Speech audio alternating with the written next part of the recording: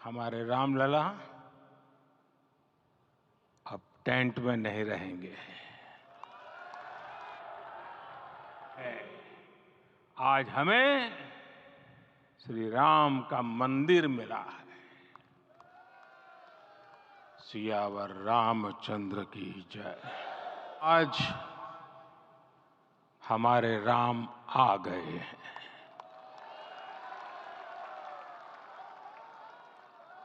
सदियों की प्रतीक्षा के बाद हमारे राम आ गए हैं।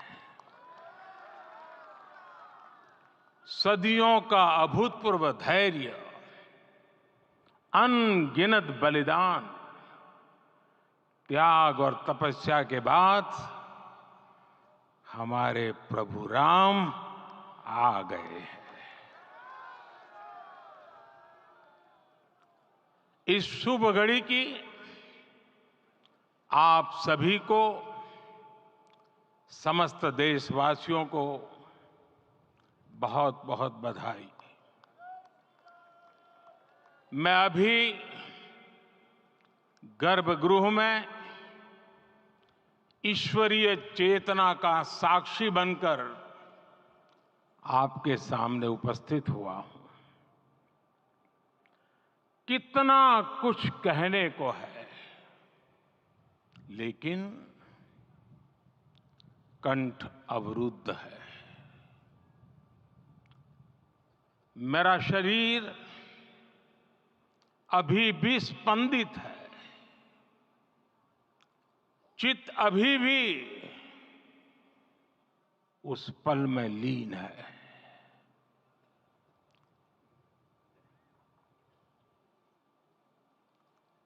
हमारे रामलला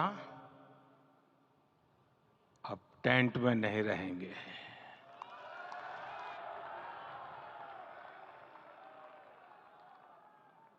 हमारे रामलला अब इस दिव्य मंदिर में रहेंगे। मेरा पक्का विश्वास है, अपार श्रद्धा है कि जो घटित हुआ है, इसकी अनुभूति देश के, विश्व के कोने कोने में राम भक्तों को हो रही होगी। ये क्षण अलौकिक है। ये पल पवित्रतम है। ये माहौल, ये वातावरण, ये ऊर्जा, ये घड़ी प्रभु श्री राम का हम सब पर आशीर्वाद है। 22 जनवरी 2024 का ये सूरज एक अद्भुत आभा लेकर आया है। 22 जनवरी 2024 ये कैलेंडर पर लिखी एक तारीख नहीं, ये एक नए काल चक्र का उद्गम है।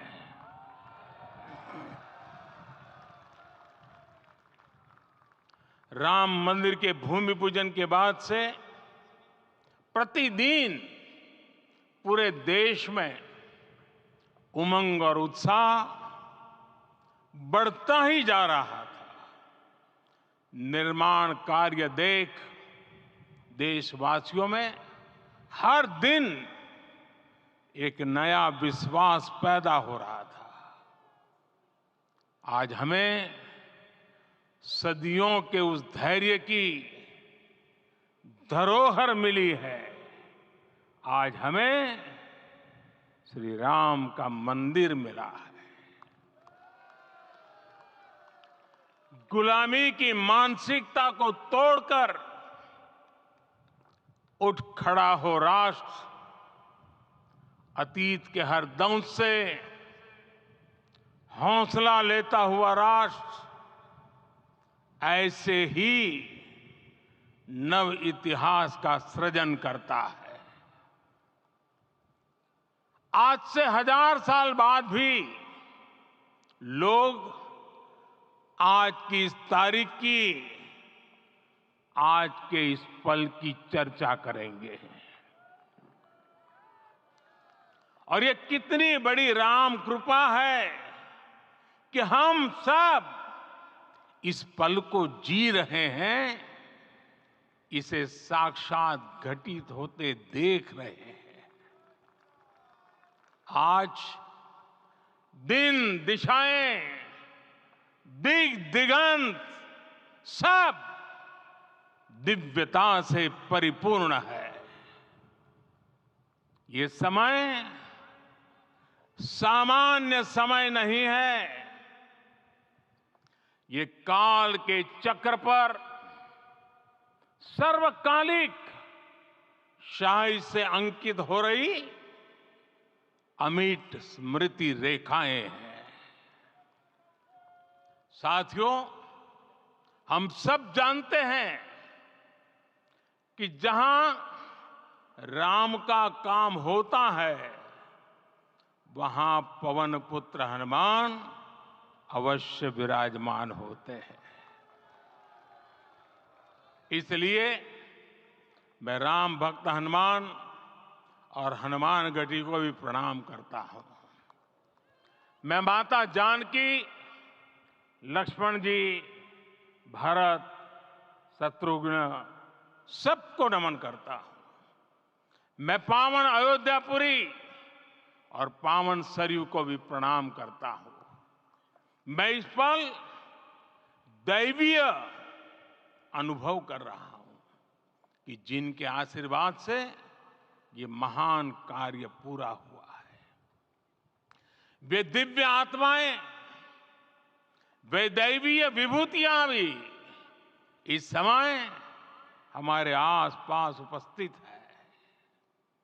मैं इनसे भी दिव्य चेतनाओं को भी कृतज्ञता पूर्वक नमन करता हूं। मैं आज प्रभु श्री राम से क्षमा याचना भी करता हूं। हमारे पुरुषार्थ, हमारे त्याग, तपस्या में कुछ तो कमी रह गई होगी कि हम इतनी सदियों तक ये कार्य कर नहीं पाए। आज वो कमी पूरी हुई है।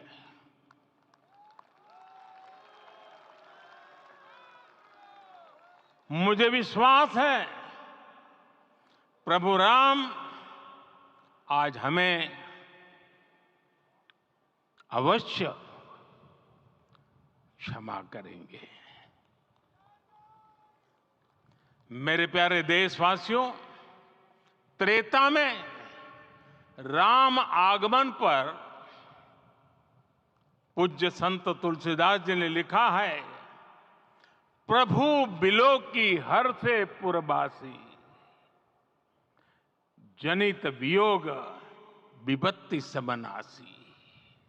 अर्थात प्रभु का आगमन देकर ही सब अयोध्यावासी, समग्र देशवासी हर्ष से भर गए।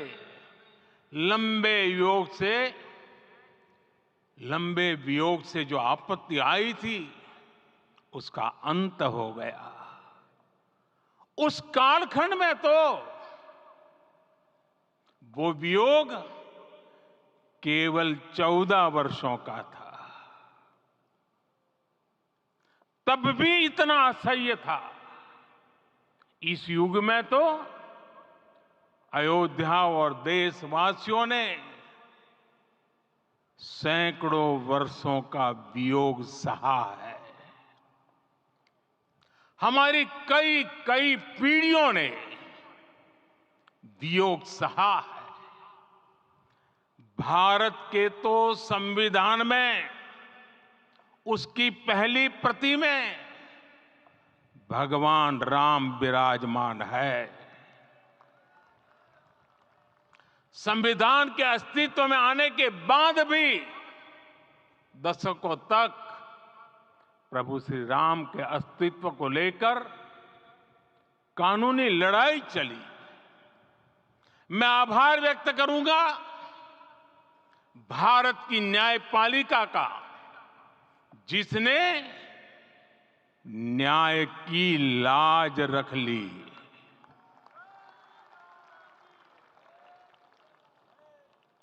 न्याय के पर्याय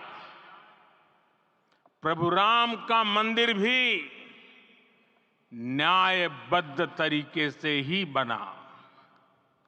साथियों, आज गांव-गांव में एक साथ कीर्तन संकीर्तन हो रहे हैं। आज मंदिरों में उत्सव हो रहे हैं, स्वच्छता अभियान चलाए जा रहे हैं। पूरा देश आज दीपावली मना रहा है। आज शाम घर घर राम ज्योति प्रज्वलित करने की तैयारी है। कल मैं श्री राम के आशीर्वाद से धनुषकोडी में राम सेतु के आरंभ बिंदु अरिचल मुनाई पर था। जिस घड़ी प्रभु राम समुद्र पार करने निकले थे, वो एक पल था जिसने काल चक्र को बदला था। उस भावमय पल को महसूस करने का मेरा ये विनम्र प्रयास था। वहां पर मैंने पुष्प वंदना की। वहां मेरे भीतर एक विश्वास जगा कि जैसे उस समय काल चक्र बदला था, उसी तरह अब काल चक्र फिर बदलेगा और शुभ दिशा में बढ़ेगा। अपने 11 दिन के व्रत अनुष्ठान के दौरान मैंने उन स्थानों का चरण स्पर्श करने का प्रयास किया जहां प्रभु राम के चरण पड़े थे। चाहे वो नासिक का पंचवटी धाम हो, केरला का पवित्र त्रिपायर मंदिर हो, आंध्र प्रदेश में लेपाक्षी हो, श्रीरंगम में रंगनाथ स्वामी मंदिर हो, रामेश्वरम में श्री रामनाथ स्वामी मंदिर हो, या फिर धनुषकोडी। मेरा सौभाग्य है कि इसी पुनीत पवित्र भाव के साथ मुझे सागर से सरयू तक की यात्रा का अवसर मिला। सागर से सरयू तक हर जगह राम नाम का वही उत्सव भाव छाया हुआ है। प्रभु राम तो भारत की आत्मा के कण कण से जुड़े हुए हैं। राम भारतवासियों के अंतर मन में विराजे हुए हैं। हम भारत में कहीं भी किसी की अंतरात्मा को छुएंगे तो इस एकत्व की अनुभूति होगी, और यही भाव सब जगह मिलेगा। इससे उत्कृष्ट, इससे अधिक देश को समायोजित करने वाला सूत्र और क्या हो सकता है।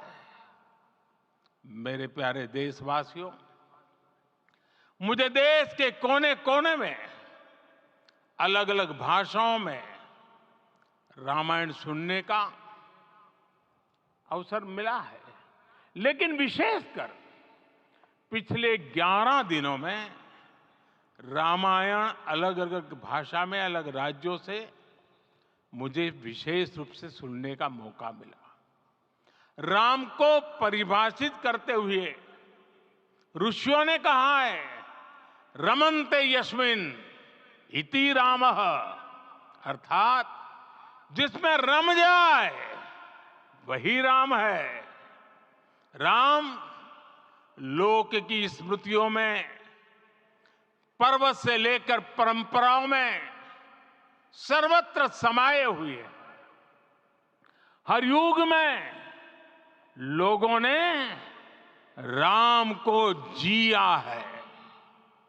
हर युग में लोगों ने अपने अपने शब्दों में अपनी अपनी तरह से राम को अभिव्यक्त किया है और ये राम रस जीवन प्रवाह की तरह निरंतर बहता रहता है। प्राचीन काल से भारत के हर कोने के लोग राम रस का आचमन करते रहे हैं। राम कथा असीम है और रामायण भी अनंत है।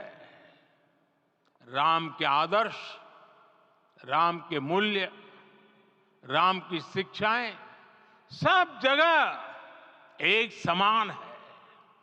प्रिय देशवासियों, आज इस ऐतिहासिक समय में देश उन व्यक्तित्वों को भी याद कर रहा है जिनके कार्य और समर्पण की वजह से आज हम ये शुभ दिन देख रहे हैं।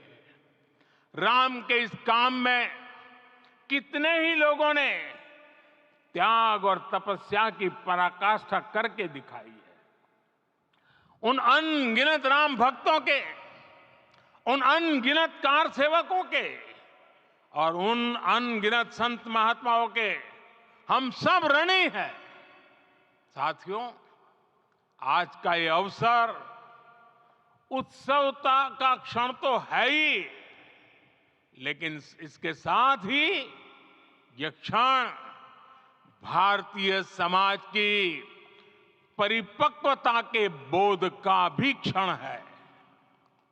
हमारे लिए ये अवसर सिर्फ विजय का नहीं, विनय का भी है।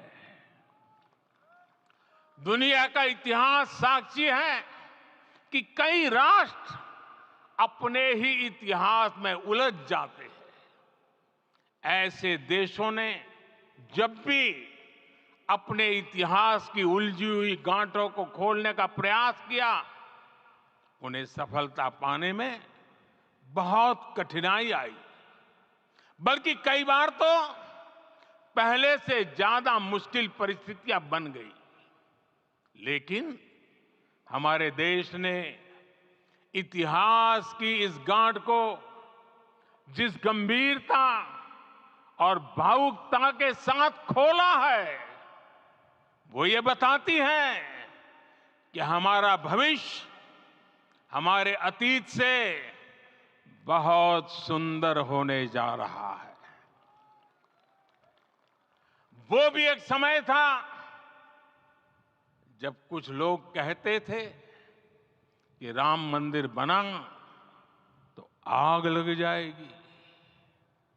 ऐसे लोग भारत के सामाजिक भाव की पवित्रता को नहीं जान पाए। रामलला के इस मंदिर का निर्माण भारतीय समाज के शांति, धैर्य, आपसी सद्भाव और समन्वय का भी प्रतीक है। हम देख रहे हैं ये निर्माण किसी आग को नहीं, बल्कि ऊर्जा को जन्म दे रहा है।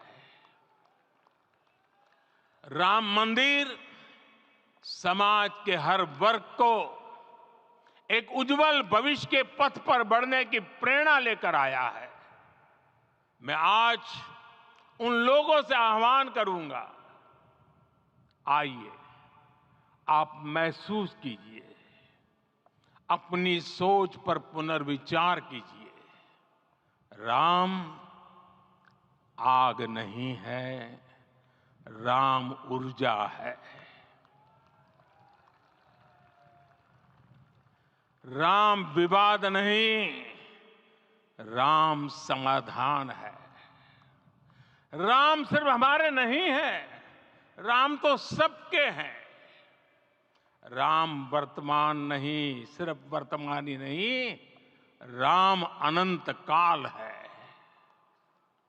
साथियों, आज जिस तरह राम मंदिर प्राण प्रतिष्ठा के इस आयोजन से पूरा विश्व जुड़ा हुआ है, उसमें राम की सर्वव्यापकता के दर्शन हो रहे हैं।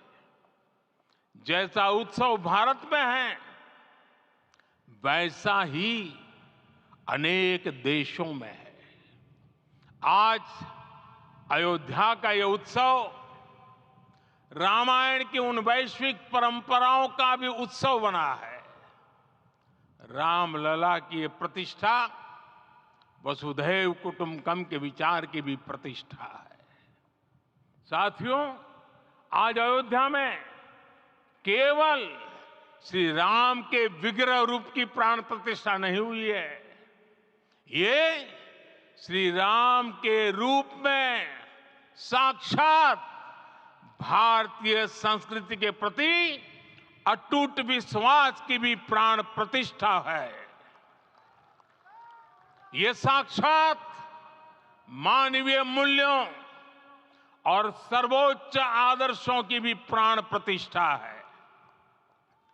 इन मूल्यों की, इन आदर्शों की आवश्यकता आज संपूर्ण विश्व को है। सर्वे भवन्तु सुखिनः, ये संकल्प हम सदियों से दोहराते आए हैं। आज उसी संकल्प को राम मंदिर के रूप में साक्षात आकार मिला है। ये मंदिर मात्र एक देव मंदिर नहीं है, ये भारत की दृष्टि का, भारत के दर्शन का, भारत के दिग्दर्शन का मंदिर है। ये राम के रूप में राष्ट्र चेतना का मंदिर है। राम भारत की आस्था है, राम भारत का आधार है, राम भारत का विचार है, राम भारत का विधान है, राम भारत की चेतना है, राम भारत का चिंतन है, राम भारत की प्रतिष्ठा है, राम भारत का प्रताप है, राम प्रवाह है, राम प्रभाव है, राम नेति भी है, राम नीति भी है, राम नित्यता भी है, राम निरंतरता भी है, राम विभु है, विशद है, राम व्यापक है, विश्व है, विश्वात्मा है। और इसलिए जब राम की प्रतिष्ठा होती है तो उसका प्रभाव वर्षों या शताब्दियों तक ही नहीं होता, उसका प्रभाव हजारों वर्षों के लिए होता है। महर्षि वाल्मीकि ने कहा है, राज्यम 10 सहस्त्राणि प्राप्य वर्षाणि राघव, अर्थात राम 10,000 वर्षों के लिए राज्य पर प्रतिष्ठित हुए, यानी हजारों वर्षों के लिए राम राज्य स्थापित हुआ।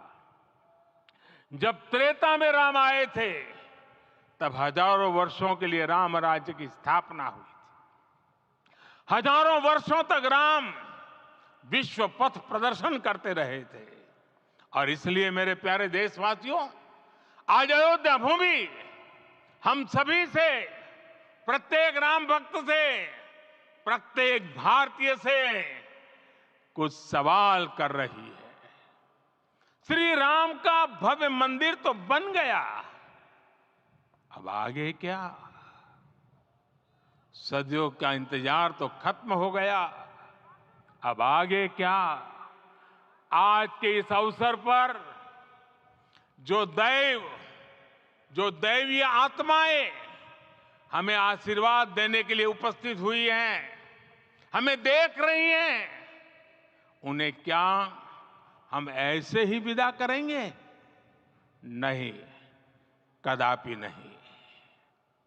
आज मैं पूरे पवित्र मन से महसूस कर रहा हूं कि काल चक्र बदल रहा है। ये सुखद संयोग है कि हमारी पीढ़ी को एक कालजयी पथ के शिल्पकार के रूप में चुना गया है। 1000 वर्ष बाद की पीढ़ी राष्ट्र निर्माण के हमारे आज के कार्यों को याद करेगी। इसलिए मैं कहता हूं, यही समय है, सही समय है। हमें आज से इस पवित्र समय से अगले 1000 साल के भारत की नींव रखनी है। मंदिर निर्माण से आगे बढ़कर अब हमें सभी देशवासी यहीं इस पल से समर्थ, सक्षम, भव्य, दिव्य भारत के निर्माण की सौगंध लेते हैं।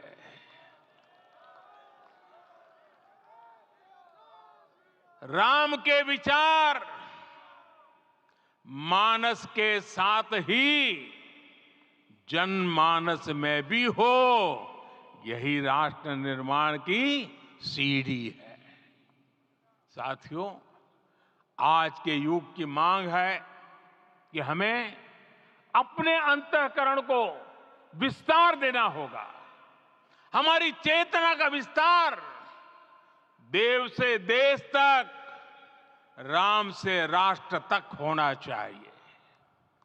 हनुमान जी की भक्ति, हनुमान जी की सेवा, हनुमान जी का समर्पण, ये ऐसे गुण हैं जिन्हें हमें बाहर नहीं खोजना पड़ता।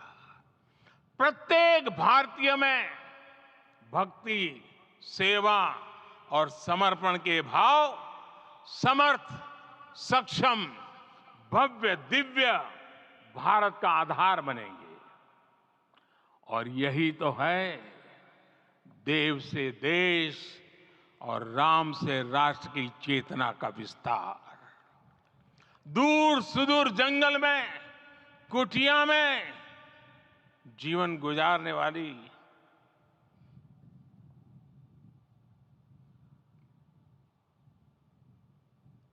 मेरी आदिवासी मां शबरी का ध्यान आते ही अप्रतिम विश्वास जागृत होता है। मां शबरी तो कब से कहती थी, राम आएंगे।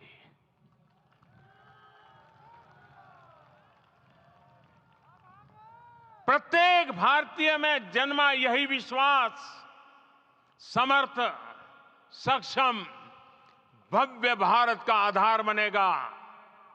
और यही तो है देव से देश और राम से राष्ट्र की चेतना का विस्तार। हम सब जानते हैं कि निषाद राज की मित्रता सभी बंधनों से परे है। निषाद राज का राम के प्रति सम्मोहन, प्रभु राम का निषाद राज के लिए अपनापन कितना मौलिक है। सब अपने हैं, सभी समान है। प्रत्येक भारतीय में अपनत्व की, बंधुत्व की ये भावना समर्थ, सक्षम, भव्य, दिव्य भारत का आधार बनेगी। और यही तो है देव से देश और राम से राष्ट्र की चेतना का विस्तार। साथियों, आज देश में निराशा के लिए रत्ती भर भी स्थान नहीं है। मैं तो बहुत सामान्य हूं, मैं तो बहुत छोटा हूं। अगर कोई ये सोचता है तो उसे गिलहरी के योगदान को याद करना चाहिए।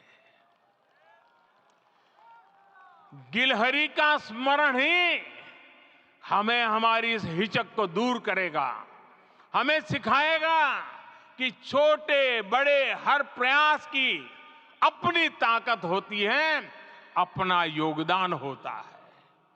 और सबके प्रयास की यही भावना समर्थ, सक्षम, भव्य, दिव्य भारत का आधार बनेगी। और यही तो देव से देश और राम से राष्ट्र की चेतना का विस्तार। साथियों, लंकापति रावण प्रकांड ज्ञानी थे, अपार शक्ति के धनी थे, लेकिन जटायु जी की मूल्य निष्ठा देखिए। वे महाबली रावण से भिड़ गए। उन्हें भी पता था कि वो रावण को परास्त नहीं कर पाएंगे, लेकिन फिर भी उन्होंने रावण को चुनौती दी। कर्तव्य की यही पराकाष्ठा समर्थ, सक्षम, भव्य दिव्य भारत का आधार है।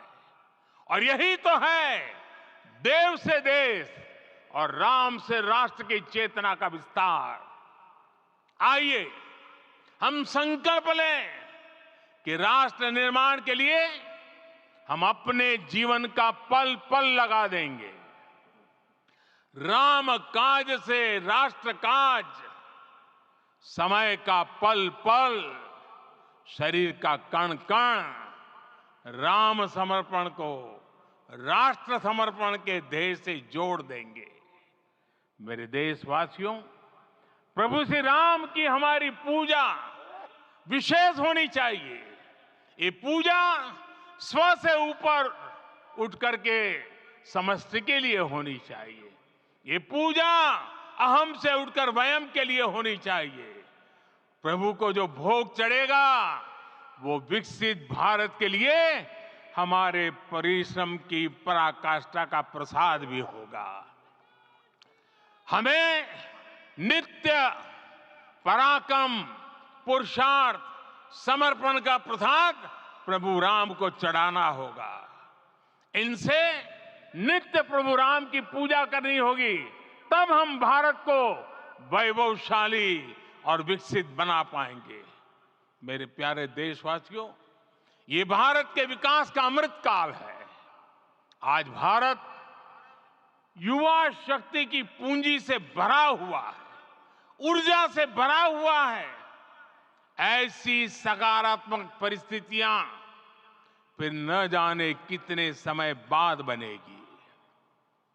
हमें अब चूकना नहीं है, हमें अब बैठना नहीं है। मैं अपने देश के युवाओं से कहूंगा, आपके सामने हजारों वर्ष की परंपरा की प्रेरणा है। आप भारत की उस पीढ़ी का प्रतिनिधित्व करते हैं जो चांद पर तिरंगा लहरा रही है। वो 15 लाख किलोमीटर की यात्रा करके सूर्य के पास जाकर मिशन आदित्य को सफल बना रही है।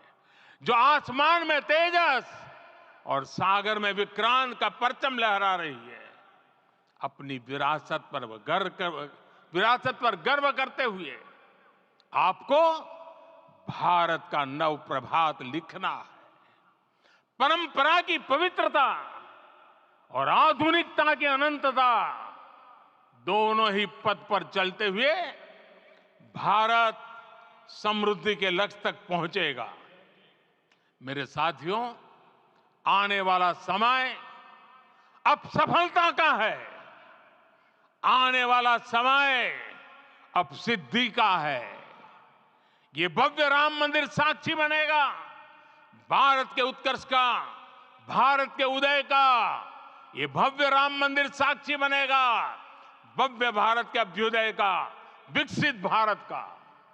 ये मंदिर सिखाता है कि अगर लक्ष्य सत्य प्रमाणित हो, अगर लक्ष्य सामूहिकता और संगठित शक्ति से जन्मा हो, तब उस लक्ष्य को प्राप्त करना असंभव नहीं है।